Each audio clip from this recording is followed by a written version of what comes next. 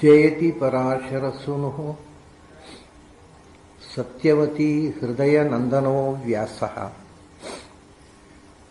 ಯಸ್ಯ ಆಸ್ಯ ಕಮಲಗಲಿತಂ ವಾಂಗ್ಮಯಮೃತಂ ಜಗತ್ಪಿಬತಿ ಭುಜಗ ಭೋಗಾಭಮುದ್ಯಮ್ಯ ಹೃದಯಂ ನಿಜಭುಜಂ ದಕ್ಷಿಣಂ ಲಕ್ಷಣಾಢ್ಯಂ ಲಲಿತಮುದ್ರಿಕ್ತ ವಿಜ್ಞಾನಮುದ್ರಂ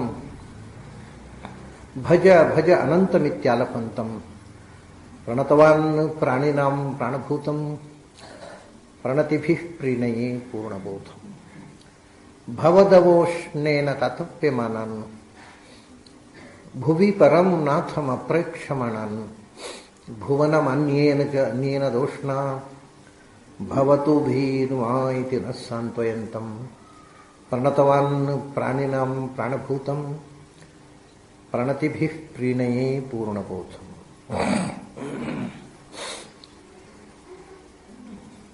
ಜನ್ಮಾದ್ಯಸ್ಯ ಯತೋನ್ಮಯಾದ್ ಇತರತಶ್ಚಾರ್ಥೇಷ್ವಭಿಜ್ಞಸ್ವರಾಟ್ ತೇನೇ ಬ್ರಹ್ಮ ಹೃದಯ ಆದಿಕವಯೇ ಮುಹ್ಯಂತಿ ಯಂ ಸೂರಯಃ ತೇಜೋ ವಾರಿ ಮೃದಾಂ ಯಥಾ ವಿನಿಮಯೋ ಯತ್ರ ತ್ರಿಸರ್ಗೋ ಮೃಷಾ ಧಾಮ್ನಾ ಸ್ವೇನ ಸದಾ ನಿರಸ್ತಕುಹಕಂ ಸತ್ಯಂ ಪರಂ ಧೀಮಹಿ. ನನ್ನ ಅಧ್ಯಾತ್ಮ ಬಂಧುಗಳೇ,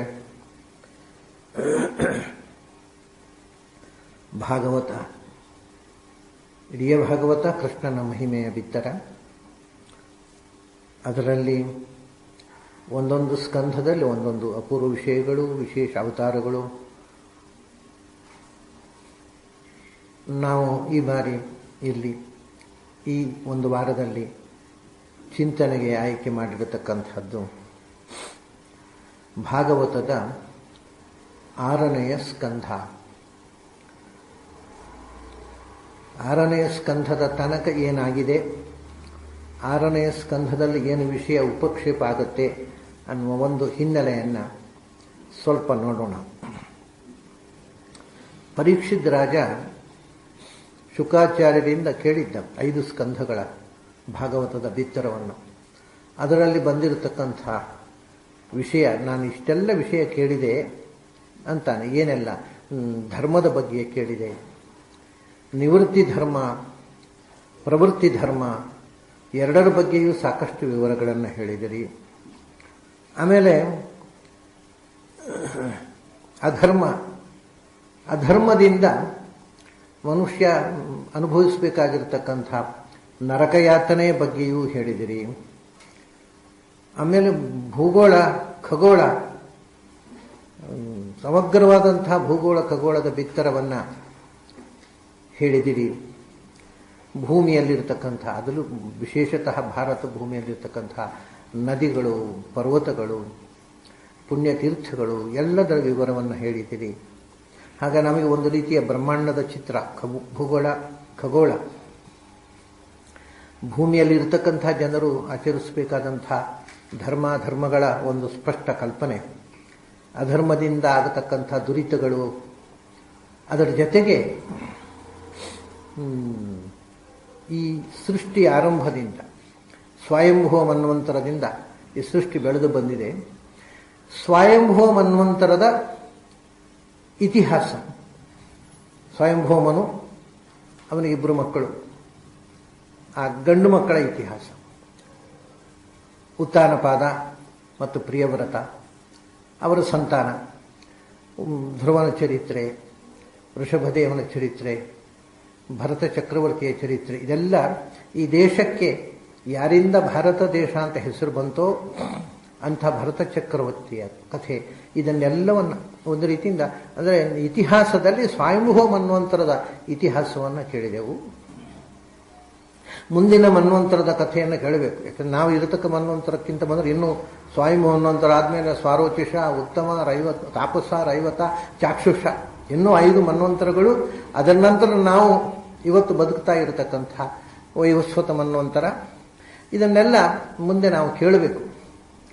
ಆದರೆ ಅದರ ಮೊದಲು ನನಗೊಂದು ಜಿಜ್ಞಾಸೆ ಇದೆ ಅಂತಾನೆ ಪರೀಕ್ಷಿತ್ ರಾಜ. ಈ ಇತಿಹಾಸ ಕೇಳುವ ಮುಂಚೆ ಒಂದು ಕುತೂಹಲ. ನರಕದ ವರ್ಣನೆ ನೀವು ಕೇಳಿದೆ ನಾನು. ಈಗ ನಾವು ನರಕಕ್ಕೆ ಹೋಗದೇ ಇರಬೇಕಾದ್ರೆ ಏನು ಮಾಡಬೇಕು ಅನ್ನೋದು ನಮ್ಮ ಮುಖ್ಯ. ಆಮೇಲೆ ಇಲ್ಲಿಯ ಇತಿಹಾಸ ಅಂದರೆ ಮನುಷ್ಯ ಯಾವ ರೀತಿಯ ನಡೆಯಿಂದ ಪರಲೋಕದಲ್ಲಿ ದುಃಖವನ್ನು ಅಂದರೆ ನರಕ ದುಃಖವನ್ನು ಅನುಭವಿಸುವುದನ್ನು ತಪ್ಪಿಸಬಹುದು, ಅದಕ್ಕೆ ಏನು ಉಪಾಯ? ಇದು ಒಂದು ದೃಷ್ಟಿಯಿಂದ ಬಹಳ ಪ್ರಶ್ನೆಗೆ ಕಾರಣ ಏನು ಅಂತಂದರೆ, ಅವನದ್ದು ತಪ್ಪು ಮಾಡುವುದು ನಮ್ಮ ಕೈಯಲ್ಲಿಲ್ಲ. ಯಾಕೆಂದ್ರೆ ನಮಗೆ ತಪ್ಪು ಗೊತ್ತಿದ್ದು ಮಾಡ್ತೇವೆ, ಮಾಡಬಾರದು ಅಂತ ಗೊತ್ತಿದ್ದದ್ದನ್ನು ನಮಗೆ ಏನು ಯಾರದೋ ಒಂದು ಒತ್ತಡದಿಂದ ಮಾಡಿಸಿ, ಯಾರೋ ನಮ್ಮ ಬಲವಂತವಾಗಿ ಮಾಡಿಸಿದ ಹಾಗೆ ತಪ್ಪು ಮಾಡ್ತಾ ಇರ್ತೇವೆ. ನಾವು ತಪ್ಪು ಅಂತ ಗೊತ್ತಿರುತ್ತೆ, ಅದನ್ನು ಮಾಡದೇ ಇರುವುದಕ್ಕಾಗೋದಿಲ್ಲ. ಹೀಗೆ ಒಂದು ದೃಷ್ಟಿಯಿಂದ ಮನುಷ್ಯ ಅನಿವಾರ್ಯವಾಗಿ ಅಪರಾಧಗಳಿಗೆ ಬಲಿಯಾಗ್ತಾನೆ, ಅನಿವಾರ್ಯವಾಗಿ ಅವನು ತಪ್ಪುಗಳನ್ನು ಮಾಡ್ತಾ ಇರ್ತಾನೆ. ಅವನು ತಪ್ಪು ಮಾಡ್ತಾ ಇದ್ದೇನೆ ಅನ್ನೋ ಪಶ್ಚಾತ್ತಾಪವೂ ಇರುತ್ತೆ ಒಮ್ಮೊಮ್ಮೆ, ಆದರೂ ಮಾಡ್ತಾನೆ. ಹಾಗಾಗಿ ಈ ಮನುಷ್ಯ ಇದರಿಂದ ಪಾರಾಗುವಾಗ, ಯಾಕೆಂದ್ರೆ ಇದು ಒಂಥರದ ಮತ್ತೆ ಮನಃಶಾಸ್ತ್ರೀಯವಾದ ಪ್ರಶ್ನೆ. ಈ ಮನಸ್ಸನ್ನು ನಿಯಂತ್ರಿಸಲಿಕ್ಕೆ ಆಗೋಲ್ಲ, ಅದು ನಾವು ಹೇಳಿದ ಹಾಗೆ ಕೇಳೋಲ್ಲ. ಮತ್ತು ಹಾಗೆ ನಾವು ಒಳ್ಳೆಯ ಬದುಕನ್ನು ಬದುಕುವುದು ಮತ್ತು ನರಕದ ದಾರಿಯಿಂದ ಸ್ವರ್ಗದ ದಾರಿಗೆ ನಮ್ಮ ಪಯಣದ ಮುಖವನ್ನು ತಿರುಗಿಸುವುದು ಹೇಗೆ ಅನ್ನುವ ಒಂದು ಪ್ರಶ್ನೆ ನನ್ನನ್ನು ಕಾಡ್ತಾ ಇದೆ. ಅದಾದ ಮೇಲೆ ಮತ್ತೆ ವಂಶಾನುಚರಿತೆ ಮನ್ವಂತರದ ಕಥೆಯನ್ನು ಮುಂದೆ ಕೇಳೋಣ. ನನಗೆ ಇದು ಬಹಳ ಮುಖ್ಯವಾಗುತ್ತೆ, ಇದನ್ನು ಹೇಳಬೇಕು ಅಂತ. ಅದಕ್ಕೆ ಅವನು ಒಂದು ಕಾರಣ ಹೇಳ್ತಾನೆ, ಪರೀಕ್ಷಿತ ರಾಜ. ಏನು ಅಂದರೆ, ಸಾಮಾನ್ಯವಾಗಿ ಏನು ಹೇಳ್ತಾರೆ ನಮ್ಮಲ್ಲಿ, ತಪ್ಪು ಮಾಡಿದರೆ ಪ್ರಾಯಶ್ಚಿತ್ತ. ನೀವು ಯಾವುದೇ ಜ್ಯೋತಿಷಿಗಳ ಹತ್ರ ಹೊರಟಿದರೆ ನೀವು ಮಾಡಿದ ಎಲ್ಲ ತಪ್ಪುಗಳಿಗೂ ಪ್ರಾಯಶ್ಚಿತ್ತ ಇದೆ, ಏನಾದರೂ ಒಂದು ಪ್ರಾಯಶ್ಚಿತ್ತ. ಅದು ಮಾಡಲಿಕ್ಕಾಗೋ ಪ್ರಾಯಶ್ಚಿತ್ತ ಇರ್ಬೋದು, ಮಾಡಲಿಕ್ಕಾಗದ ಪ್ರಾಯಶ್ಚಿತ್ತ ಇರ್ಬೋದು, ಒಂದೊಂದು ಪ್ರಾಯಶ್ಚಿತ್ತ ಇರುತ್ತೆ. ಇವಾಗ ಈ ಪುರುಷೋತ್ತಮ ಮಾಸ ಅಂತ ಒಂದು ಹೇಳ್ತಾರಲ್ಲ, ಈ ಅಧಿಕ ಮಾಸ, ಅದರ ಮಹಾತ್ಮೆ ನೋಡಿ ನನಗೆ ಗಾಬರಿ ಆಗೋಯಿತು. ಏನು ಮಹತ್ವ ಅಂದರೆ, ಅದು 30 ದಿವಸ ಉಪವಾಸ ಮಾಡಿದ್ರೆ ಮಹಾಪುಣ್ಯ ಅದು. ಮತ್ತು ಅವನು 30 ದಿವಸ ಆದ್ಮೇಲೆ ಅವನು ಬದುಕಿಸುವರು ಯಾರು? ಅಂದರೆ ಏನು ಹೇಳ್ತೇವೆ ಅನ್ನೋ ಎಚ್ಚರ ಇಲ್ಲದೆ ಮಹಿಮೆ ಹೇಳತಕ್ಕ ಮಂದಿ ಜಾಸ್ತಿ ಆಗಿಬಿಟ್ಟಿದ್ದಾರೆ ನಮ್ಮಲ್ಲಿ. 30 ದಿವಸ ಉಪವಾಸ ಮಾಡಿಬಿಟ್ರೆ ಭಾರಿ ಪುಣ್ಯ. ಅದು ಆಗದೇ ಇದ್ದರೆ 1 ದಿವಸ ಉಪವಾಸ, 1 ದಿವಸ ಊಟ, ಹಾಗೆ 15 ದಿವಸ ಉಪವಾಸ, 15 ಅದೂ ಆಗದೇ ಇದ್ದರೆ ಮಧ್ಯಾಹ್ನ ಊಟ ಬಿಟ್ಟರೆ ರಾತ್ರಿಯಿಂದ ರಾತ್ರಿ ಊಟ, ಇಸ್ಲಾಂ ಪದ್ಧತಿ. ಆಯಿತು, ಇಂಥದ್ದೇ ಇಲ್ಲ. ಅಂದರೆ ಒಂದು ಒಂದು ಒಂದು ಮಾಸದ ಮಹಾತ್ಮೆಯನ್ನು ಹೇಳುವಾಗ ಜನರನ್ನು ಫೂಲ್ ಮಾಡುವುದು ಒಂದು ಕಾರ್ಯಕ್ರಮ. ಧರ್ಮದ ಹೆಸರಿನಲ್ಲಿ ಜನರನ್ನು ಹೆದರಿಸಿ ಕಂಗಾಲರನ್ನಾಗಿ ಮಾಡಿ ಅವರಿಗೆ ಪುರುಷೋತ್ತಮ ಮಾಸ ಅಂದರೆ ಅದು ನಾವು ಸುದ್ದಿ ಬೇಡಪ್ಪ ಅದರದ್ದು ಅಂತ ಗಾಬರಿ ಆಗುವಷ್ಟು ಅದರ ಮಹತ್ವ ಹೇಳಿ, ಅಂದರೆ ಅನ್ಸೈಕಲಾಜಿಕಲ್ ರಿಚುವಲ್ಸ್. ಅಂದರೆ ಒಂದು ದೊಡ್ಡ ಕಷ್ಟ ಏನಂದರೆ, ನಮ್ಮ ಅನೇಕ ಜನ ಶಾಸ್ತ್ರ ಓದಿದವರಿಗೆ, ಧರ್ಮಶಾಸ್ತ್ರ ಓದಿದವರಿಗೆ, ಅವರಿಗೆ ಸೈಕಾಲಜಿಯ ಗಂಧಗಾಳಿ ಗೊತ್ತಿಲ್ಲ. ಅವರಿಗೆ ಒಬ್ಬ ಮನುಷ್ಯ ಚಿತ್ರಹಿಂಸೆ ಮಾಡಿ ಸಾಯ್ತಾ ಇದ್ದರೆ ಅದು ಧರ್ಮದ ಪ್ರಕಾರ ಅವನಿಗೆ ಆ ಶಿಕ್ಷೆ ಅಗತ್ಯ ಇತ್ತು, ಅವನು ಸಾಯಲಿ ಅಂತ ಹೇಳಿಕೊಂಡು ಎತ್ಕೊಂಡು ಹೋಗುವ ಮಂದಿ ಇವರು. ಆಗ ಮನುಷ್ಯತ್ವ ಇಲ್ಲದ ಧರ್ಮ ಬೆಳೀತಾ ಇದೆ ನಮ್ಮ ದೇಶದಲ್ಲಿ. ಧರ್ಮಕ್ಕಿಂತ ಮೊದಲು ಮನುಷ್ಯತ್ವ ಮುಖ್ಯ ಅನ್ನೋ ಕಲ್ಪನೆ ಇಲ್ಲ. ಅದು ನಮಗೆ ಮನುಷ್ಯತ್ವ ಅಗತ್ಯ ಇಲ್ಲ, ಧರ್ಮ ಅಗತ್ಯ ಅಂತ. ಅಂಥ ಒಂದು ವಾತಾವರಣದಲ್ಲಿ ಏನು ಪ್ರಾಯಶ್ಚಿತ್ತ. ಅವನು ಹೇಳ್ತಾನೆ, ರಾಜ ಪ್ರಾಯಶ್ಚಿತ್ತ ಮಾಡಬೇಕು ಅಂತ ಹೇಳ್ತಾರಲ್ಲ, ಅದನ್ನು ಅವನು ಹೇಳ್ತಾನೆ. ಪ್ರಾಯಶ್ಚಿತ್ತ ಅಂದರೆ, ಈಗ ಮನುಷ್ಯ ದೃಷ್ಟ ಶ್ರುತಾಭ್ಯಾಂ ಯತ್ ಪಾಪಂ ಜಾನನ್ನಪ್ಯಾತ್ಮನೋ ಅಹಿತಂ ಕರೋತಿ ವಿವಶೋ ಭೂಯ ಪ್ರಾಯಶ್ಚಿತ್ತ ಮಥೋ ಕಥಂ ಅಂತ ಹೇಳ್ತಾನೆ. ಏನು ಪ್ರಾಯಶ್ಚಿತ್ತ? ಯಾಕೆಂದರೆ ಅವನು ಹೇಳ್ತಾನೆ, ದೃಷ್ಟ ಶ್ರುತಾಭ್ಯಾಂ, ಇದು ಪಾಪ ಅಂತ ನಾವು ಕೆಲವು ನೋಡಿ ತಿಳ್ಕೊಂಡಿದ್ದೇವೆ, ಕೆಲವನ್ನು ಶಾಸ್ತ್ರದಲ್ಲಿ ಹೇಳಿದ್ದಾರೆ ಹೀಗೆ ಮಾಡುವುದು ತಪ್ಪು ಅಂತ, ಶಾಸ್ತ್ರದಿಂದ ಕೇಳಿ ಗೊತ್ತು. ಆಮೇಲೆ ಕಣ್ಣಾಗ ನೋಡಿ ನಾವು ಎಂಥ ಪಾಪಕೃತ್ಯಗಳನ್ನು ಮಾಡುವುದನ್ನು ನೋಡಿ ಅಯ್ಯೋ ಹೀಗೆ ಮಾಡ್ತಾರಲ್ಲ ಅಂತ ನೊಂದಿದ್ದೇವೆ. ಪಾಪಗಳ ಬಗ್ಗೆ ನೋಡಿ ಗೊತ್ತು, ಕೇಳಿ ಗೊತ್ತು. ಜಾನನ್ನಪಿ ಆತ್ಮನಃ ಅಹಿತಂ, ಅದರಿಂದ ಪಾಪ ಅನ್ನುವಂಥದ್ದು ಏನಿದೆ ಅದು ನಮ್ಮ ಹಿತಕ್ಕೆ ವಿರೋಧಿ, ನಮ್ಮ ಹಿತಕಾರಕ ಅಲ್ಲ, ನಮಗೆ ಬಾಧಕವಾದಂಥ ಒಂದು ನಡೆ ಅಂತ ಗೊತ್ತಿದ್ದೂ ಕೂಡ ಕರೋತಿ, ನಾವು ಮಾಡ್ತೇವೆ ತಪ್ಪು. ಸುಳ್ಳು ಹೇಳಬಾರದು ಅಂತದ್ದು ಯಾರಿಗೂ ಗೊತ್ತಿಲ್ಲ, ಸುಳ್ಳು ಯಾರು ಹೇಳೋಲ್ಲ. ನಾವು ಸುಳ್ಳು ಹೇಳೋಲ್ಲ ಅಂತ ಹೇಳೋರು ಕೈ ಎತ್ತಿ ಅಂದರೆ ಯಾರೂ ಎತ್ತಲ್ಲ ಪ್ರಾಯ. ಸುಳ್ಳು ಹೇಳಬಾರದು ಅಂತ ಎಲ್ರಿಗೂ ಗೊತ್ತಿದೆ, ಆದರೆ ಸುಳ್ಳು ಹೇಳದೇ ಇರಲಿಕ್ಕೆ ಆಗೋದಿಲ್ಲ. ಅಂಥ ಸಮಾಜದಲ್ಲಿ ನಾವು ಬದುಕ್ತಾ ಇದ್ದೇವೆ. ಕಡೆ ಒಂಥರ ಕಾಂಪ್ರಮೈಸ್ ವಿತ್ ಇನ್ಜಸ್ಟಿಸ್. ಏನು ಮಾಡೋದು ಸ್ವಾಮಿ, ಇವತ್ತಿನ ಕಾಲದಲ್ಲಿ ಅದೆಲ್ಲ ಆಗೋಲ್ಲ ಅಂತ ಏನೋ ನಾವು ಮಾಡೋ ತಪ್ಪಿಗೆ ನಮ್ಮದೇ ಆದಂಥ ಒಂದು ಜಸ್ಟಿಫಿಕೇಶನ್ ಕೊಟ್ಟುಕೊಂಡು ಸುಳ್ಳು ಹೇಳ್ತಾ ಇರ್ತೇವೆ. ಇಂಥದೇ ಅನೇಕ ವಿಷಯಗಳು. ಕಳ್ಳನಿಗೂ ಕೂಡ ಅವನದ್ದೇ ಆದ ಒಂದು ಸಮರ್ಥನೆ ಇದೆ. ಅವನು ದೇವಸ್ಥಾನದ ಡಬ್ಬಿಗೆ ಕೈ ಕದಿಯುವಾಗ ಕೂಡ ಹಣವನ್ನು ಅದ್ರ ವಿರುದ್ಧ 10 ಪೈಸೆ ಕಾಣಿಕೆ ಹಾಕಿ ಬರ್ತಾನೆ, ದೇವರೇ ತಪ್ಪನ್ನು ಕ್ಷಮಿಸಿಬಿಡು. ಇದು ಮನುಷ್ಯನ ಒಂದು ತಪ್ಪು ಮಾಡುವಾಗಲೂ ಅವನಿಗೆ ಅದು ತನ್ನದೇ ಆದ ಒಂದು ಜಸ್ಟಿಫಿಕೇಶನ್ ಇರ್ತದೆ. ತಪ್ಪು ಮಾಡುವವನಿಗೆ ಅವನ ಸಮರ್ಥನೆ ಇದೆ. Every Sinner has got his own justification. ತಾನು ಮಾಡುವುದು ಸರಿ, ಕದಿಯುವುದು ತಪ್ಪಿರ್ಬೋದು, ಆದರೆ ತಾನು ಕದಿಯುವುದು ಸರಿ, ನನ್ನ ಪರಿಸ್ಥಿತಿಯಲ್ಲಿ ಅದು ಅನಿವಾರ್ಯ. ಹೀಗೊಂದು ಜಸ್ಟಿಫಿಕೇಶನ್ ಪ್ರತಿಯೊಬ್ಬರ ಹತ್ರವೂ ಇದೆ. ಪ್ರತಿಯೊಂದು ತಪ್ಪಿನ ಹಿಂದೆ ತಪ್ಪು ಮಾಡುವವನಲ್ಲಿ ಒಂದು ಸಮರ್ಥನೆ ಇರ್ತದೆ. ಜಾನನ್ನಪಿ ಆತ್ಮನೋ ಅಹಿತಂ ಕರೋತಿ ಅಂತ. ಇದು ನನಗೆ ಹಿತವಲ್ಲ, ಇದು ತಪ್ಪು ಅಂತ ಗೊತ್ತಿದ್ದೂ ಕೂಡ ಮನುಷ್ಯ ಅದನ್ನು ಮಾಡ್ತಾ ಇರ್ತಾನೆ. ಇದು ನಮ್ಮೆಲ್ಲರ ಅನುಭವ. ಬಹಳ ಅದರಿಂದ ತುಂಬ ರಿಲೆವೆಂಟ್ ಆಗಿರತಕ್ಕಂಥ ಒಂದು ಪ್ರಾಬ್ಲಮ್ ಇದು. ಎಲ್ಲ ಕಾಲದಲ್ಲೂ ಮನುಕುಲಕ್ಕೆ ತುಂಬ ಅಗತ್ಯವಾದ ಒಂದು ಪ್ರಾಬ್ಲಮ್, ಸಮಸ್ಯೆ ಇದು. ಅದನ್ನ ಆತ್ಮನಃ ಅಹಿತಂ ಜಾನನ್ನಪಿ. ಇದನ್ನು ನೀವು ನೋಡಿ, ಭಾಗವತ ಚಮತ್ಕಾರ ಏನು ಅಂದರೆ, ಜಾನನ್ನಪಿ ಆತ್ಮನಃ ಹಿತಂ, ಜಾನನ್ನಪಿ ಆತ್ಮನಃ ಅಹಿತಂ. ಯಾವುದು ಹಿತ ಅಂತಲೂ ಗೊತ್ತಿದೆ ಅವನಿಗೆ, ಅದನ್ನು ನೋಡಿದ್ದಾನೆ, ಒಳ್ಳೆ ಕೆಲಸ ಮಾಡಿ ಉದ್ಧಾರ ಆದವನ್ನು ನೋಡಿದ್ದಾನೆ. ಶಾಸ್ತ್ರದಲ್ಲಿ ಒಳ್ಳೆಯದು ಯಾವುದು ಕೆಟ್ಟದ್ದು ಯಾವುದು ಅನ್ನೋದು ಗೊತ್ತಿದೆ, ಯಾವುದು ಅಹಿತ ಅನ್ನೋದು ಗೊತ್ತಿದೆ. ಆದರೂ ಕೂಡ ಕರೋತಿ ಅಹಿತಂ, ಯಾವುದು ಕೆಟ್ಟದ್ದೋ ಅದನ್ನೇ ಮಾಡ್ತಾನೆ. ಬಲಾದಿವ ನಿಯೋಜಿತ ಅಂತ ಕೃಷ್ಣ ಗೀತೆಯಲ್ಲಿ ಬರುವಾಗ ಅರ್ಜುನ ಪ್ರಶ್ನೆ ಅಥ ಕೇನ ಪ್ರಯುಕ್ತೋ ಎಂ ಪಾಪಂ ಚರತಿ ಪುರುಷಃ ಅಂತ ಗೃಹೀತ ಇವ ಕೇಶೇಶು. ಮಾಡ್ತಾನೆ, ಯಾರೋ ಜುಟ್ಟು ಹಿಡಿದು ಮಾಡುವಂತ ಮಾಡಿಸಿದ ಹಾಗೆ ತಪ್ಪು ಕೆಲಸಗಳನ್ನು ಮಾಡ್ತೇವೆ. ಬಲಾದಿವ ನಿಯೋಜಿತ, ನಾವು ಮಾಡದೇ ಇರಲಿಕ್ಕೆ ಸಾಧ್ಯ ಇಲ್ಲ ಅನ್ನೋ ರೀತಿಯಿಂದ ಒತ್ತಡದಿಂದ ನಮ್ಮನ್ನ ಆ ಕೆಲಸ ಆಗಿ ಹೋಗುತ್ತೆ. ಯಾರೋ ನಮ್ಮನ್ನು ಜುಟ್ಟು ಹಿಡಿದು ಮಾಡಿಸುವವರು ಅಂತ, ತಪ್ಪು ಮಾಡುವಂತ ಬಲಾತ್ಕಾರವಾಗಿ ಯಾರೋ ನಮ್ಮ ಜುಟ್ಟು ಹಿಡಿದು ಮಾಡದೆ ಬಿಡೋಲ್ಲ ನಾನು ಅಂತ ಹೇಳಿದ ಹಾಗೆ ಮಾಡಿಸ್ತದೆ. ಯಾವುದೋ ಒಂದು ಶಕ್ತಿ ನಮ್ಮಿಂದ ಮಾಡಿಸುತ್ತೆ. ನಾವು ಗೊತ್ತಿಲ್ಲದೆ ಅಥವಾ ಬಲಾತ್ಕಾರದಿಂದ ಮಾಡಬಾರದನ್ನು ಮಾಡ್ತಾ ಇರ್ತೇವೆ. ಅದು ಏನು ಕಾರಣ ಅಂತ ಬಹಳ ಮುಖ್ಯವಾದ ಪ್ರಶ್ನೆ. ಗೀತೆಯಲ್ಲಿ ಅರ್ಜುನ ಕೇಳಿದ್ದು ಇದೇ ಪ್ರಶ್ನೆ. ಇಲ್ಲಿ ಪರೀಕ್ಷಿತ್ ರಾಜ ಶುಕಾಚಾರ್ಯ ಅಂತ ಕೇಳುವುದು ಅದೇ ಪ್ರಶ್ನೆಯನ್ನ ಹೇಳ್ತಾನೆ. ದುಷ್ಟಶ್ರುತಾಭ್ಯಾಂ ಯತ್ ಪಾಪಂ ಜಾನನ್. ಯಾವುದು ಪಾಪ ಅಂತ ಗೊತ್ತಿದೆ, ಯಾಕೆಂದ್ರೆ ಕೆಲವು ಕಣ್ಣಾರೆ ಕಂಡು ನಾವು ಇದು ತಪ್ಪು ಅಂತ ಅನುಭವಿಸ್ತೇವೆ. ನಮಗೆ ಕಣ್ಣಾರೆ ಕಂಡು ಗೊತ್ತಾಗದೇ ಇದ್ದ ತಪ್ಪುಗಳು ಕೆಲವು ಇವೆ. ಅದು ಶಾಸ್ತ್ರದಿಂದ ಗೊತ್ತಾಗುತ್ತೆ. ಶಾಸ್ತ್ರದಿಂದ ಕೂಡ ತಪ್ಪು ಗೊತ್ತಾಗುತ್ತೆ ಅಂತ ನಿಯಮ ಇಲ್ಲ. ಶಾಸ್ತ್ರವನ್ನು ಓದಿ ತಪ್ಪು ಮಾಡುವವರಿದ್ದಾರೆ, ಶಾಸ್ತ್ರವನ್ನು ಓದದೇ ತಪ್ಪು ಮಾಡುವವರಿಗಾದರೂ ಕ್ಷಮೆ ಉಂಟು. ಶಾಸ್ತ್ರವನ್ನು ಓದಿ ಶಾಸ್ತ್ರವನ್ನು ತಪ್ಪಾಗಿ ಅರ್ಥ ಮಾಡಿಕೊಂಡು ತಪ್ಪು ಮಾಡುವುದನ್ನೇ ಸರಿ ಅಂತ ತಿಳ್ಕೊಂಡು ಆ ಭ್ರಮೆಯಲ್ಲಿ ಬದುಕುವಂಥ ವಿದ್ವಾಂಸರಿದ್ದಾರಲ್ಲ, ಅಂಥವ್ರನ್ನ ದೇವರು ಕ್ಷಮಿಸುವುದಿಲ್ಲ. ಯಾಕೆಂದರೆ ಅವರು ತಾವು ತಿದ್ದಿಕೊಳ್ಳಬೇಕಿತ್ತು, ಸಮಾಜಕ್ಕೆ ಹೇಳಬೇಕಿತ್ತು. ತಾವು ತಪ್ಪಾಗಿ ತಿಳ್ಕೊಂಡು ಸಮಾಜವನ್ನು ದಾರಿ ತಪ್ಪಿಸ್ತಾರೆ. ಅಂಥ ಒಂದು ಪಂಡಿತ ವರ್ಗ ಅಂದರೆ ವಿದ್ಯೆಯ ದುರುಪಯೋಗವಲ್ಲ, ಅವಿದ್ಯೆ. ನಾವು ಅವಿದ್ಯೆಯನ್ನೇ ವಿದ್ಯೆಯನ್ನು ತಿಳ್ಕೊಂಡು ಅದನ್ನೇ ಹಠ ಸಾಧನೆ ಅದರಲ್ಲೇ ಮಾಡಿಕೊಂಡು ಹೋಗ್ತಾ ಇರ್ತೀವಿ. ಇದು ಇನ್ನೊಂದು ಬಲಾದಿವ ನಿಯೋಜಿತ ಅಂತ. ಶಾಸ್ತ್ರ ಓದಿದ್ರು ಒಳ್ಳೆ ಬುದ್ಧಿ ಕೊಡೋದಿಲ್ಲ, ಅವ್ರು ಏನೋ ಒಂದು ಕೆಟ್ಟ ಕೆಲಸ ಮಾಡಿಸ್ತಾನೆ. ಇದು ಏನು ಕಾರಣ ಅಂತ. ಕರೋತಿ ವಿವಶಃ ಅವನ ಸ್ವಂತಕ್ಕೆ ಅದನ್ನು ನಿಯಂತ್ರಣ ಮಾಡುವ ಶಕ್ತಿ ಇಲ್ಲ, ಯಾರದ್ದೋ ಅಧೀನವಾಗಿ. ಅದು ಕೂಡ ಒಂದು ಸರ್ತಿ ಮಾಡುವುದಲ್ಲ, ಏನೋ ಅಕಸ್ಮಾತ್ ಆಗೋಯ್ತು ಇನ್ನು ಮಾಡಬಾರ್ದು ಅಂತ ಭೂಯಃ, ಮತ್ತೆ repeatedly often again and again ಮತ್ತೆ ಮತ್ತೆ ಮತ್ತೆ ಮತ್ತೆ ತಪ್ಪನ್ನು ಮಾಡ್ತಾನೆ. ಒಂದ್ಸತಿ ಮಾಡ್ತಾನೆ, ಇನ್ನು ಮಾಡಬಾರ್ದು ತಪ್ಪಾಗೋಯ್ತು ಅಂತ.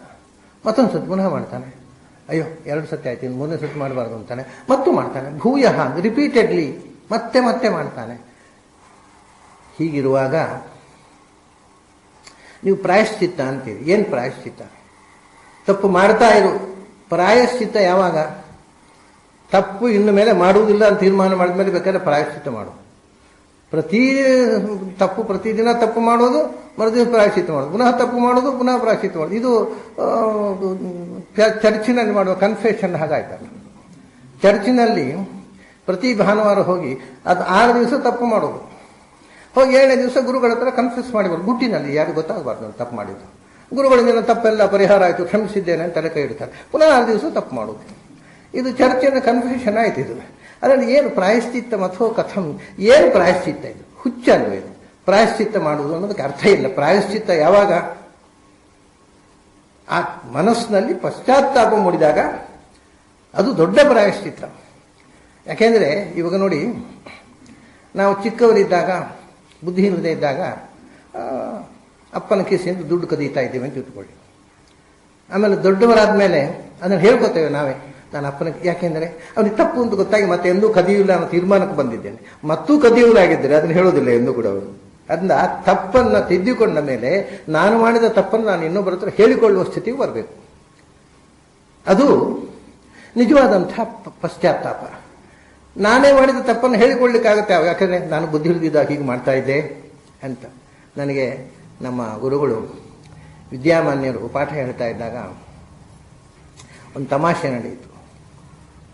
ಅವರು ಪಾಠ ಹೇಳ್ತಾ ಇದ್ರು ನನಗೆ. ಪಾಠ ಹೇಳ್ತಾ ಆವಾಗ ನನಗೆ ಜುಟ್ಟಿತ್ತು. ಕಡೆಗೆ ಒಂದು ದಿವಸ ಯಾಕೋ ಕಂಡಿತು ನಾನು ಜುಟ್ಟಿನ ನಾಟಕ ಮಾಡಬಾರ್ದು ಅಂತ ಕಂಡಿದ್ದು. ಅಧ್ಯಾತ್ಮ ಅನ್ನೋದು ಹೊರಗಿನ ವೇಷ ಆಗಬಾರದು ಅಂತ. ಕೆಲವರಿಗೆ ಅಧ್ಯಾತ್ಮ ಅಂದರೆ ವೇಷವೇ, ಒಳಗೆ ಏನೂ ಇರುವುದಿಲ್ಲ. ಕೆಲವರಿಗೆ ಒಳಗೂ ಇರುತ್ತೆ, ಹೊರಗೂ ಇರುತ್ತೆ. ಕೆಲವರಿಗೆ ಒಳಗೆ ತುಂಬ ಇರುತ್ತೆ, ಹೊರಗೆ ಏನೂ ಇರೋದಿಲ್ಲ. ಅದು ಕೆಲವರಿಗೆ ಹೊರಗಿರುವುದೇ ಮುಖ್ಯ, ಒಳಗೆ ಏನು ಬೇಕಾದ್ರೆ ಇರಲಿ, ಹೊರಗೊಂದು ಬೇಕು ಅಂತ. ಎಲ್ಲಿ ತನಕ ಅಂದರೆ ನಾನು ಚಿಕ್ಕವನಿದ್ದಾಗ ನನಗೆ ಪಾಠ ಹೇಳಿದವರು, ಪಾಪ ಒಳ್ಳೆಯವರು, ಅವ್ರನ್ನ ದೂಷಿಸುವುದಲ್ಲ, ಆದರೆ ನಮ್ಮ ಜನರ ಮನೋವೃತ್ತಿ ಎಷ್ಟು ಮಲಿನವಾಗಿದೆ ಅಂತ. ಅವರು ಏನು ಹೇಳ್ತಿದ್ರು ಗೊತ್ತಾ, ನನ್ನ ಹತ್ರ ಚಿಕ್ಕ ಹುಡುಗ, ನಾನು 10-11 ವರ್ಷ ವಯಸ್ಸು, ಮಾಣಿ ಎದ್ದ ಕೂಡಲೇ ಸ್ನಾನ ಮಾಡ್ತಿದ್ರೆ ತೊಂದರೆ ಇಲ್ಲ, ಒಂದು ನಾಮ ಹಾಕ್ಕೊಂಡು ಬಿಡು. ಯಾರಿಗೆ ನಾಮ ಹಾಕೋದು? ನಮಗೋಗಿ ಉಳಿದದು ಒಂದು ನಾಮ ಹಾಕ್ಕೊಂಡು ಬಿಡು. ಯಾಕಂದರೆ ಸ್ನಾನ ಮಾಡಲಿಲ್ಲ, 9 ಗಂಟೆ ಆಯಿತು, ಇನ್ನೂ ಸ್ನಾನ ಮಾಡಿ ಇನ್ನೊಬ್ಬರು ತಿಳ್ಕೋಬಾರ್ದು. ಅವರು ಒಳ್ಳೆಯ ದೃಷ್ಟಿಯಿಂದ ಹೇಳಿದ್ದು, ಆದರೆ ಹಿಪಾಕ್ರಸಿ ಅಲ್ವ ಇದು ಧರ್ಮ ಆಗತ್ತ. ಅಂದರೆ ಇನ್ನೊಬ್ಬರಿಗೆ ನಾನು ಧಾರ್ಮಿಕ ಅಂತ ತೋರಿಸುವ ಹಾಗೆ ನಡೆ, ನೀನು ಧಾರ್ಮಿಕನಾಗಿರಬೇಕಾಗಿಲ್ಲ ಅಂತಲ್ವ ಅದರ ಅರ್ಥ. ಇಂಥ ಮಾತುಗಳನ್ನು ಕೇಳಿ ನಾನು ಒಂದು ರೀತಿಯಿಂದ ರಿವೋಲ್ಟ್ ಆದೆ. ಈ ಸಾಂಪ್ರದಾಯಿಕ ಪಂಡಿತರ ಧಾರ್ಮಿಕ ಮನೋವೃತ್ತಿ ಅಂದರೆ ಎಕ್ಸಿಬಿಷನಿಸಮ್, ಧಾರ್ಮಿಕರಂತೆ ತೋರಿಸಿಕೋ, ನೀನು ಆಗಬೇಕಾಗಿಲ್ಲ ಅಂತ. ಇದು ತುಂಬ ನನಗೆ ಬಾಲ್ಯದಲ್ಲಿ ಕಾಡಿದ್ದು. ನಮ್ಮ ಮನೆಯಲ್ಲಿ ನಮ್ಮ ಅಮ್ಮ ಏಕಾದಶಿ ಉಪವಾಸ ಮಾಡ್ತಿದ್ಲು. ಏಕಾದಶಿ ಉಪವಾಸ ಮಾಡಿ ನನಗೆ ಗಂಜಿ ಮಾಡಿ ಹಾಕ್ತಿದ್ಲು. ನಾನು ಇದು 3-4 ವರ್ಷದ ಕಥೆ ಹೇಳೋದು. ನಾನು ದೊಡ್ಡದವರಾದ ಒಂದು 3-4 ವರ್ಷ ಮಗು ನನಗೆ ಗಂಜಿ ಮಾಡಿ ಹಾಕ್ತಿದ್ಲು. ಮನೆಗೆ ಯಾರೋ ಬಂದರು ಅವತ್ತು. ನಾನು ಹೇಳಿದೆ ನನ್ನ ಗಂಜಿ ಊಟ ಆಯಿತು ಅಂತ. ಅಮ್ಮ ಬೈದ್ಲು, ಇವತ್ತು ಏಕಾದಶಿ ಅಲ್ವನ, ಊಟ ಆಯಿತು ಅಂತ ಹೇಳಬಾರದು. ಓಹೋ, ನನಗೆ ಕಂಡದ್ದೇನು ಅಂದರೆ ಏಕಾದಶಿ ದಿವಸ ಊಟ ಮಾಡಬಾರ್ದು ಅಂತಲ್ಲ, ಊಟ ಮಾಡಿದರೂ ಮಾಡಿದ್ದೇನೆ ಅಂತ ಸತ್ಯ ಹೇಳಬಾರದು. ಅಂದರೆ ಆ ವಯಸ್ಸಿನಲ್ಲಿ ನನಗಾದ ಅರ್ಥ, ನನ್ನ ಅಮ್ಮ ಯಾವ ಕೆಟ್ಟ ಭಾವನೆಯಲ್ಲಿ ಹೇಳಿದ್ದಲ್ಲ, ಅವಳು ಒಂದು ಡಿಸಿಪ್ಲಿನ್ ಬೇಕಪ್ಪ, ಬಂದವರ್ತೆಲ್ಲ ಊಟ ಮಾಡಿದೆ ಅಂತ ಹೇಳಬೇಡ ಅಂತ ಹೇಳಿದ್ದು, ಒಳ್ಳೆಯ ದೃಷ್ಟಿಯಿಂದ ಹೇಳಿದ್ದು. ಆದರೆ ಮಕ್ಕಳಿಗೆ ಆಗುವ ಬುದ್ಧಿ ನಾನು ತಿಳ್ಕೊಂಡೆ. ಹಾಗಾದರೆ ನಮ್ಮ ಎಲ್ಲ, ನಾನು ಅಂದರೆ ಬಹಳ ಮಠಗಳ ಬಹಳ ಹತ್ತಿರದಲ್ಲಿ ಬೆಳೆದವ, ಬಾಲ್ಯದಲ್ಲಿ ಮಠದ ಅಂತರಂಗದ ಸ್ಪರ್ಶದಲ್ಲಿ ಬೆಳೆದವ. ಆಗ ನನಗೆ ಕಂಡಿತು, ನಾವು ಧರ್ಮದ ನಾಟಕ ಆಡಬಾರದು. ಅದು ಧರ್ಮ ಅನ್ನೋದು ನಮ್ಮ ಒಳಗೆ, ನಮ್ಮ ಮನಸ್ಸಿನಲ್ಲಿ ಗಟ್ಟಿಯಾಗಿ ಕೂಡಬೇಕು. ಅದು ಕಾಂಕ್ರೀಟ್ ಹಾಕಿದ ಹಾಗೆ, ಅದನ್ನು ಹೊರಗಿನಿಂದ ತೋರಿಸುವ ಅಗತ್ಯ ಇಲ್ಲ. ಕೆಲವೊಮ್ಮೆ ಹೊರಗಿನಿಂದ ತೋರಿಸುವುದು ನನಗೆ ದ್ವೇಷ ಬರಲಿಕ್ಕೆ ಶುರುವಾಯಿತು. ಯಾಕೆಂದರೆ ಅದೊಂದು ಪ್ರದರ್ಶನ ಅಂತ, ಧಾರ್ಮಿಕತೆಯ ಪ್ರದರ್ಶನ ಬೇಡ ಅಂತ. ನಾನು ಮತ್ತೆ ಎಷ್ಟೋ ಕಡೆ ಇವತ್ತಿಗೂ ನೋಡ್ತಾ ಇದ್ದೇನೆ, ಧಾರ್ಮಿಕತೆಯ ವೇಷ ಹಾಕಿದ ಮಂದಿ ಒಳಗಿನಿಂದ ಎಷ್ಟು ಕೊಳಕು, ದ್ವೇಷ, ಅಸೂಯೆ, ನಿಂದೆ, ಟೀಕೆ, ಟಿಪ್ಪಣಿ. ಕೊಳಕು ಅಂದರೆ ಒಳಗಿನಿಂದ ಬರೀ ಕೊಳಕು ತುಂಬಿರೋದು. ಅದೇ ಅಲ್ಟ್ರಾ ಮಾಡರ್ನ್ ಡ್ರೆಸ್ ಮಾಡಿರತಕ್ಕಂಥ ಹೆಣ್ಮಕ್ಕಳನ್ನು ನೋಡಿದ್ದಾನೆ, ಪ್ಯಾಂಟ್ ಹಾಕಿ ಕ್ರಾಪ್ ಮಾಡಿ ತಿರುಗುವ ಹೆಣ್ಮಕ್ಕಳಲ್ಲಿ ಇರುವ ಅಧ್ಯಾತ್ಮ ಈ ಪಂಡಿತರಲ್ಲಿ ಇಲ್ಲ. ಅದನ್ನು ನೋಡಿದ್ದೇನೆ ನಾನು. ಅದರಿಂದ ವೇಷಕ್ಕೂ ಅಧ್ಯಾತ್ಮಕ್ಕೂ ಸಂಬಂಧ ಇಲ್ಲ ಅಂತ ನನಗೆ ಹೇಸಿಗೆ ಆಗೋಯ್ತು. ಬರೀ ವೇಷ ನೋಡಿ ನೋಡಿ ನೋಡಿ ಈ ವೇಷದ ಮಂದಿಗಳ ನಾಟಕ ಕಂಪನಿ ಕಳಿಸ್ಬೇಕು. ಯಾಕೆ ಈ ಪ್ರಪಂಚದಲ್ಲಿದ್ದಾರೆ ಇವರು? ಇದೇ ಹೇಳೋದವನು ಮನುಷ್ಯ ಬರೀ ಅಧ್ಯಾತ್ಮದ ನಾಟಕ ಆಡೋದು, ಪ್ರಾಯಶ್ಚಿತ್ತ ಮಾಡೋದು, ಪುನಃ ತಪ್ಪು ಮಾಡೋದು. ಪ್ರಾಯಶ್ಚಿತ್ತ ಮಥೋ ಕಥಂ, ಏನು ಅದು ಅಲ್ಲಿ ಒಂದು ಅಥೋ ಅಂತ ಅನ್ನುವಂಥದ್ದು ಆ ಶಬ್ದ ಬಹಳ, ಅದು ಸಂಸ್ಕೃತ ಭಾಷೆ ಗೊತ್ತಿದ್ದವರಿಗೆ ಗೊತ್ತು. ಪ್ರಾಯಶ್ಚಿತ್ತ ಮಥೋ ಕಥಂ, ಏನು ಪ್ರಾಯಶ್ಚಿತ್ತ ಇದು ಅಂತ ಆ ಕ್ವೆಶ್ಚನ್ನಲ್ಲಿ ಒಂದು ಅಸಹ್ಯತೆಯನ್ನು ಸೂಚಿಸುತ್ತೆ ಅಥೋ ಅನ್ನೋ ಶಬ್ದ. ಅದರ ಜೊತೆಗೆ ಅಥೋ ಅಂದರೆ ಕಂಪ್ಲೀಟ್ಲಿ ಅಂತ ಅರ್ಥ ಸಂಸ್ಕೃತದಲ್ಲಿ. ಪ್ರಾಯಶ್ಚಿತ್ತ ಮಥೋ ಕಥಂ, ಪೂರ್ಣ ಪ್ರಾಯಶ್ಚಿತ್ತ, ಕಂಪ್ಲೀಟ್ ಪ್ರಾಯಶ್ಚಿತ್ತ ಎಲ್ಲಿದೆ? ತಪ್ಪು ಮಾಡ್ತಾನೆ ಇದ್ದೇವೆ, ಮುಂದುವರಿತಾ ಇದೆ ತಪ್ಪು, ಎಲ್ಲಿದೆ ಪ್ರಾಯಶ್ಚಿತ್ತ? ಪ್ರಾಯಶ್ಚಿತ್ತ ಮಥೋ ಕಥಂ, ಪೂರ್ಣ ಪ್ರಾಯಶ್ಚಿತ್ತವೇ ಆಗೋದಿಲ್ಲಲ್ಲ. ನಾವು ಬರೀ ತಪ್ಪು ಮಾಡ್ತಾನೆ, ಪ್ರಾಯಶ್ಚಿತ್ತ ಮಾಡ್ತಾನೆ, ಒಂದು ರೀತಿಯ ಧಾರ್ಮಿಕತೆಯ ನಾಟಕ ನಾವು ಮಾಡ್ತಾ ಇದ್ದೇವೆ. ಎಷ್ಟು ಒಗ್ಗಿ ಹೋಗಿದೆ ಧಾರ್ಮಿಕತೆಯ ನಾಟಕ ಅಂದರೆ, ಧಾರ್ಮಿಕತೆಯ ನಾಟಕ ಮಾಡುವುದೇ ಧರ್ಮ ಅನ್ನುವಷ್ಟು. ಒಳಗಿಂದ ಏನು ಬೇಕಾದ್ರೆ ಇರಲಿ, ಹೇಳಿದ್ದೇನೆ ಈ ಮಾತು ಹೇಳ್ದಾನೆ, ಒಳಗಿಂದ ಏನು ಬೇಕಾದ್ರೆ ಇರಲಿ. ಅಯ್ಯೋ, ಶಾಸ್ತ್ರ ಹೇಳುವುದೇ ಒಳಗಿನಿಂದ ಸ್ವಚ್ಛ ಆಗು, ಮನಸ್ಸು ಸ್ವಚ್ಛವಾಗು, ಮನಸ್ಸಿನಲ್ಲಿ ಅಧ್ಯಾತ್ಮ ತುಂಬಬೇಕು, ಒಳಗಿಂದ ಏನು ಬೇಕಾದ್ರೆ ಇರಲಿ, ಹೊರಗಿನಿಂದ ಇರಬೇಕು ಅಂದರೆ ನಮಗೆ ನಾಟಕವೇ ಧರ್ಮ ಕೂತುಬಿಟ್ಟಿದೆ. ಧರ್ಮಧ್ವಜರು ಅಂತ ಹೇಳ್ತಾರೆ ಭಾಗವತದಲ್ಲಿ ಅಂಥವ್ರನ್ನ. ಅಂದರೆ ಧರ್ಮ ಅವರ ಆಚರಣೆಯಲ್ಲಿಲ್ಲ, ಫ್ಲಾಗಿನಲ್ಲಿ. ನಾವು ಧರ್ಮ ಹಾರಬೇಕು, ಫ್ಲಾಗ್, ಧರ್ಮದ ಫ್ಲಾಗ್ ಹಿಡ್ಕೊಂಡು ತಿರುಗುವವರು ಅಂತ. ಇದನ್ನ ಹೇಳ್ತಾನೆ, ಏನಿದು? ನಾವು ಧರ್ಮ ಅಂತ ಹೆಸರಿನಲ್ಲಿ ಅಧರ್ಮ ಮಾಡ್ತೇವೆ, ಪ್ರಾಯಶ್ಚಿತ್ತ ಮಾಡ್ತೇವೆ, ಮತ್ತೆ ಅಧರ್ಮ ಮಾಡ್ತೇವೆ. ಏನು ಕಥೆ ನಮ್ಮದು? ನಾನು ಹೇಳಿಕ್ಕೆ ಹೊರಟ ಕಥೆ ನಮ್ಮ ಗುರುಗಳು. ನಾನು ಜುಟ್ಟು ಕತ್ತರಿಸಬೇಕು ಅಂದ್ಕೊಂಡಿತ್ತು, ಕತ್ತರಿಸಿಬಿಟ್ಟೆ. ಜುಟ್ಟು ಕತ್ತರಿಸಿದ ಮೇಲೆ ಒಂದು ದಿವಸ ನಾನು ಪಾಠ ಹಾಕ್ತಾ ಇದ್ದೆ, ಚಂದ್ರಿಕಾ ಪಾಠ, ವ್ಯಾಸತೀರ್ಥರ ಚಂದ್ರಿಕಾ ಪಾಠ ಹಾಕ್ತಾ ಇದ್ದೆ. ಹೀಗೆ ಗುರುಗಳು ಎತ್ತರದ ಚಿಟ್ಟೆ ಮೇಲೆ ಕೂತಿದ್ದಾರೆ, ನಾನು ಕೆಳಗಿಂದ ಕೂತು ಪುಸ್ತಕ ಇಟ್ಕೊಂಡು ಓದ್ತಾ ಇದ್ದೇನೆ. ಅವರು ಮೇಲಿನಿಂದ ಹೀಗೆ ನೋಡುವಾಗ ನಾನು ಹೀಗೆ ಬಗ್ಗೆ ಓದ್ತಾ ಇದ್ದೇನಲ್ಲ, ಜುಟ್ಟಿಲ್ಲ.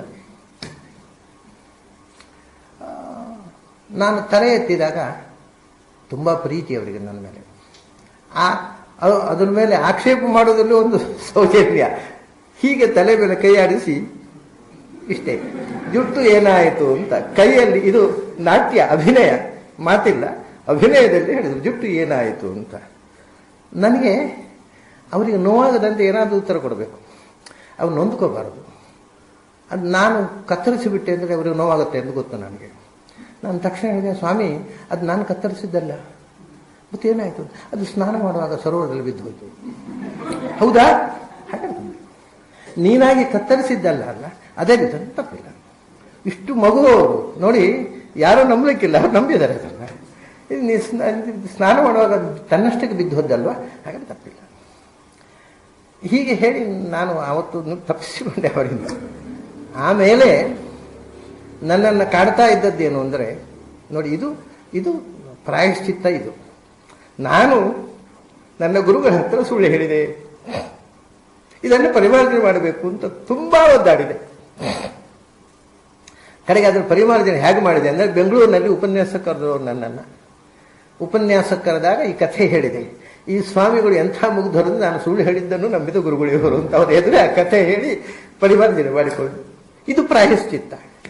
ನಮಗೆ ಪಶ್ಚಾತ್ತಾಪ ಆಗಿ ನಾವು ನಡ್ಕೊಳ್ತಕ್ಕಂಥ ಬಿಹೇವಿಯರ್ ಉಂಟಲ್ಲ, ಅದು ಪ್ರಾಯಶ್ಚಿತ್ತ. ಅದು ಇಲ್ಲದೇ ಇದ್ದರೆ ನಾಳೆಯೂ ಮಾಡದೆ ಆ ತಪ್ಪು. ಅದು ಎಂಥದ್ದು ಪ್ರಾಯಶ್ಚಿತ್ತ ಮಥೋ ಕಥಂ, ಏನದು ಪ್ರಾಯಶ್ಚಿತ್ತ, ಏನು ಅರ್ಥ ಅದಕ್ಕೆ? ಅದೆಲ್ಲ ಅರ್ಥಶೂನ್ಯ ಪ್ರಾಯಶ್ಚಿತ್ತ ಅಂತ. ಅದೇನೆ ಅವನು ಹೇಳ್ತಾನೆ, ಕ್ವಚಿನ್ ನಿವರ್ತತೆ ಅಭದ್ರಾತ್ ಕ್ವಚ ಆಚರಿತಿ ತತ್ಪುನಃ. ಕ್ವಚಿನ್ ನಿವರ್ತತೆ ಅಭದ್ರಾತ್ ಕ್ವಚ ಆಚರಿತಿ ತತ್ಪುನಃ. ಕ್ವಚಿನ್ ನಿವರ್ತತೆ ಭದ್ರಾತ್ ಕ್ವಚ ಆಚರಿತಿ ತತ್ಪುನಃ. ಹೇಗೆ ಪದಚ್ಛೇದ ಮಾಡಿದರೂ ಭಾಗವತ. ಕ್ವಚಿನ್ ನಿವರ್ತತೆ ಅಭದ್ರಾತ್, ತಪ್ಪು ಮಾಡಬಾರದು, ಅಭದ್ರ, ಕೆಟ್ಟ ಕೆಲಸದಿಂದ ಒಂದೊಂದು ಸರ್ತಿ ದೂರ ಸರಿತಾನೆ. ಕ್ವಚ ಆಚರಿತಿ ತತ್ಪುನಃ, ಮತ್ತು ಪುನಃ ಅದನ್ನೇ ಮಾಡ್ತಾನೆ. ಮಾಡಬಾರ್ದು ಅಂತ ಒಮ್ಮೆ ಬಿಡ್ತಾನೆ, ಪುನಃ ಹಿಡಿತಾನೆ. ಒಳ್ಳೆಯದನ್ನು ಅಷ್ಟೇ, ಒಮ್ಮೊಮ್ಮೆ ಕ್ವಚಿನ್ ನಿವರ್ತತೆ ಭದ್ರ, ಒಳ್ಳೆಯ ಕೆಲಸ ಮಾಡೋದಿಲ್ಲ, ಕೆಟ್ಟ ಕೆಲಸ ಮಾಡ್ತಾನೆ. ಒಮ್ಮೆ ಕೆಟ್ಟ ಕೆಲಸ ಬೇಡ ಅಂತ ಬಿಡ್ತಾನೆ, ಮತ್ತೆ ಪುನಃ ಮಾಡ್ತಾನೆ. ಆದ್ರಿಂದ ಪ್ರಾಯಶ್ಚಿತ್ತಂ ಅತಃ ಅಪಾರ್ಥಂ. ಈ ಪ್ರಾಯಶ್ಚಿತ್ತಕ್ಕೆ ಅರ್ಥವೇ ಇಲ್ಲ. ನಾವು ಮಾಡ್ತಕ್ಕಂಥ ಪ್ರಾಯಶ್ಚಿತ್ತಕ್ಕೆ ಅರ್ಥ ಇಲ್ಲ. ಯಾವಾಗ ನಾವು ತಪ್ಪು ಮಾಡಿದ್ದೇವೆ ಅಂತ ಪಶ್ಚಾತ್ತಾಪ, ಇನ್ನು ಮುಂದೆ ಈ ಜೀವನದಲ್ಲಿ ನಾನು ಅಂಥ ತಪ್ಪು ಮಾಡೋದಿಲ್ಲ ಅಂತ ತೀರ್ಮಾನ ಮಾಡ್ತೇವೆ, ಆಗ ಅರ್ಥ. ಅಲ್ಲಿ ತನಕ ಪ್ರಾಯಶ್ಚಿತ್ತಕ್ಕೆ ಅರ್ಥ ಇಲ್ಲ. ಪ್ರಾಯಶ್ಚಿತ್ತಂ ಅಥವಾ ಅಪಾರ್ಥಂ. ಅದಕ್ಕೆ ಬಹಳ ಅದ್ಭುತವಾಗಿರತಕ್ಕಂಥ ಒಂದು ದೃಷ್ಟಾಂತ ಕೊಡ್ತಾನೆ ಪರೀಕ್ಷಿತ್ ರಾಜ. ಯಾಕೆಂದರೆ ಅವನು ಅರಮನೆಯಲ್ಲಿ ರಾಜ ನೋಡಿ, ಅರಮನೆಯಲ್ಲಿ ಆನೆಗಳನ್ನು ಸಾಕಿದವ. ಆನೆಗಳ ಸ್ವಭಾವ ಗೊತ್ತು ಅವನಿಗೆ. ಈಗ ನಮಗೆ ಆನೆಗಳು ನೋಡಲಿಕ್ಕೆ ಸಿಗೋ ದುರ್ಲಭ ಆಗಿದ್ದಾವೆ, ಕಾಡಿನಲ್ಲೇ ಆನೆಗಳ ಸಂಖ್ಯೆ ಕಮ್ಮಿ ಆಗಿದೆ. ಮನ್ಯೇ ಕುಂಜರ ಶೌಚವತ್ತು ಅಂತ, ಆನೆ ಪ್ರಾಯಶ್ಚಿತ್ತ ಮಾಡೋದು ಅಂದರೆ ಆನೆಯನ್ನು ಮೀಸಿದ ಹಾಗೆ ಅಂತ. ಆನೆಯನ್ನು ಕರ್ಕೊಂಡು ಹೋಗೋದು ಮಾವುತ, ನದಿಯನ್ನು ಮುಳುಗಿಸಿ ಮೀಸೋದು, ಮೇಲೆ ಬಂದು ಕೂಡ ಹೊಯ್ಗೆ ತೆಗೆದು ಮೈ ಮೇಲೆ ಹಾಕೋತೇವೆ, ಸೊಂಡಿನ ಹೊಯ್ಗೆ. ನೀವು ನಾನು ನೋಡಿದ್ದೇನೆ ಇಂಥ ತುಂಬ ಆನೆಗಳನ್ನು ಮೀಸುವುದು ನೋಡಿದ್ದೇನೆ. ನಾನು ಚಿಕ್ಕವನಿದ್ದಾಗ ಉಡುಪಿಯಲ್ಲಿ 3-4 ಆನೆಗಳಿದ್ದವು ಮಠಗಳಲ್ಲಿ. ಹಾಗಾಗಿ ಆನೆಗಳ ತುಳಸಪ್ಪು ಹತ್ತಿರದಲ್ಲಿ ಆನೆಗಳ ಸ್ವಭಾವ ತುಂಬ ನೋಡಿದ್ದೇನೆ ನಾನು. ಆನೆಗಳ ಒಳ್ಳೆತನ, ಮನುಷ್ಯರಿಗಿಂತ ಎಷ್ಟು ಒಳ್ಳೆಯ ಪ್ರಾಣಿಗಳು ಅಂತ ಕೂಡ ನೋಡಿದೆ. ಏನು ಸ್ನಾನ ಮಾಡಿದ ತಕ್ಷಣ ಮೈಯೆಲ್ಲ ತಿಕ್ಕಿಯಿಂದ ಅದನ್ನು ಮಲಗಿಸಿ ಚಂದ ಮಾಡಿ ತಿಕ್ಕಿ ಸ್ನಾನ ಮಾಡಿಸ್ತಾನೆ. ಒಳ್ಳೆ ಚರ್ಮ ಸ್ವಚ್ಛ ಆಯಿತೋ ಅಲ್ಲೋ, ಮೇಲೆ ಬಂದ ಕೂಡಲೇ ದಡಕ್ಕೆ ಬಂದವು ಸೊಂಡಿನಲ್ಲಿ ಒಂದಿಷ್ಟು ಮಣ್ಣು ಹಿಡ್ಕೊಂಡು ಮೈ ಮೇಲೆ ಹಾಕೋ. ಈಗ ಏನು ಸ್ನಾನ ಮಾಡಿ ಉಪಯೋಗ ಆಯ್ತು? ಇದು ಮನುಷ್ಯರ ಪ್ರಾಯಶ್ಚಿತ್ತ ಅಂದರೆ ಆನೆ ಸ್ನಾನ ಮಾಡಿದ ಹಾಗೆ, ಸ್ನಾನ ಮಾಡೋದು ಮೈಗೆ ಹೊಯ್ಗೆ ಹಾಕೊಳ್ಳೋದು, ಸ್ನಾನ ಮಾಡೋದು ಮೈಗೆ ಹೊಯ್ಗೆ ಹಾಕೊಳ್ಳೋದು, ಇಷ್ಟೇ, ಏನು ಉಪಯೋಗ ಇಲ್ಲ ಅದು. ಮನ್ಯೇ ಕುಂಜರ ಶೌಚವತ್ತು, ಬಹಳ ಏನು ಪ್ರಾಯ ಇದಕ್ಕಿಂತ ಒಳ್ಳೆ ಇನ್ನೊಂದು ದೃಷ್ಟಾಂತ ಸಿಗಲಿಕ್ಕಿಲ್ಲ ಯಾವ ಕವಿಗೂ. ನಾವು ತಪ್ಪು ಮಾಡೋದು ಮತ್ತೆ ಪ್ರಾಯಶ್ಚಿತ್ತ ಮಾಡೋದು, ಸ್ನಾನ ಮಾಡೋದು ಕೊಳೆ ಮಾಡಿಕೊಡು ಸ್ನಾನ, ಅದಕ್ಕೆ ಒಳ್ಳೆಯ ದೃಷ್ಟಾಂತ ಅಂದರೆ ಆನೆ. ಮನ್ಯೇ ಕುಂಜರ ಶೌಚವತ್ತು. ಅದರಿಂದ ನನಗೆ ಈ ತಪ್ಪು ಮಾಡುವುದರಿಂದ ನಾವು ತಪ್ಪಿನಿಂದ ತಿದ್ದಿಕೊಳ್ಳೋದು ಮುಖ್ಯ ಹೊರತು ತಪ್ಪು ಮಾಡ್ತಾ ಇರೋದು ಪ್ರಾಯಶ್ಚಿತ್ತ ಮಾಡೋದು ಅನ್ನೋದು ನನಗೆ ಇಷ್ಟ ಆಗೋಲ್ಲ. ನಮ್ಮನ್ನು ನಾವು ತಪ್ಪಿನಿಂದ ಹೇಗೆ ತಿದ್ದಿಕೊಳ್ಳಬೇಕು.